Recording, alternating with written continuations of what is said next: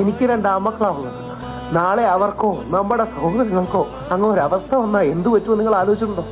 പലപ്പോഴും അങ്ങനെ ആണിന്റെ വേദനയും പ്രശ്നം പറയുമ്പോൾ ആൾക്കാര് കളിയാക്കുകയും ഇവരെല്ലാം പീഡകന്മാർക്ക് വേണ്ടി എന്ന് പറയാറുണ്ട്.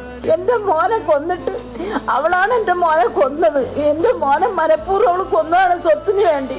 എന്റെ മോനെ കൊന്നിട്ട് അവള് വീണ്ടും ഫാമിലി കോർട്ടിൽ കേസ് ഫയൽ ചെയ്ത് ഞാൻ നഷ്ടപരിഹാരം, എന്റെ മോനെ കൊന്നതിന് എനിക്ക് നഷ്ടപരിഹാരം തരാനുള്ളത് ഞാൻ അവക്ക് കൊടുക്കണമെന്ന് 26 ലക്ഷം രൂപ ഞാൻ എവിടെ നിന്ന് എടുത്ത് കൊടുക്കും?